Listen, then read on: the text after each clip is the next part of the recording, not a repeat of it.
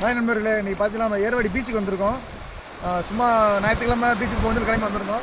அப்படியே ஒரு வாக்கிங் போயிட்டு இருந்தோம். பார்த்தீங்கன்னா போகிற இடத்துல ஒரு கடல் ஆமை இறந்து கிடக்கு பாருங்க. எவ்வளோ பெரிய ஆமை பாருங்க. அது எலும்புலாம் அந்தளவுக்கு வெளியே வந்துருச்சு. இறந்து ஒரு 4-5 நாள் இருக்குன்னு நினைக்கிறேன்.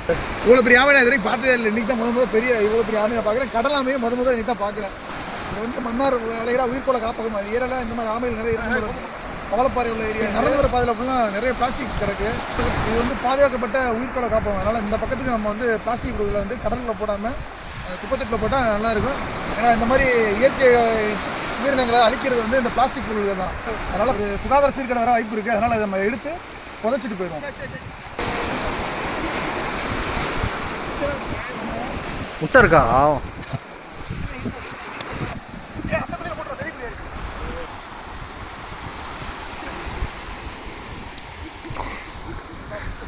ஆசிபே ஆசிபே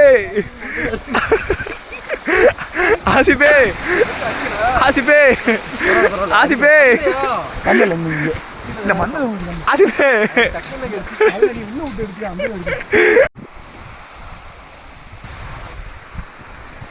மண்ணை போடுறா. கும்பியா மண்ணை கும்பியா. இந்த புனிதமான காரியத்தில் ஏன் பங்கு இருக்குன்னு அடிமனசு பிராந்தது. நானும் அள்ளி போட்டுக்கிறேன் மண்ணே.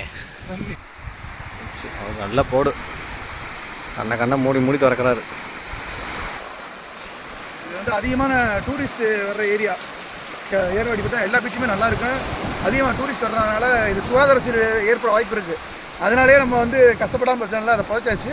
அப்படியே புதைச்சிட்டோம். இனிமேல் வந்து நோய் தொற்று பரவாது. ஏன்னா இங்கே அதிகமாக குழந்தைகள்லாம் வர்றாங்க. அதனால தான் முக்கியம்.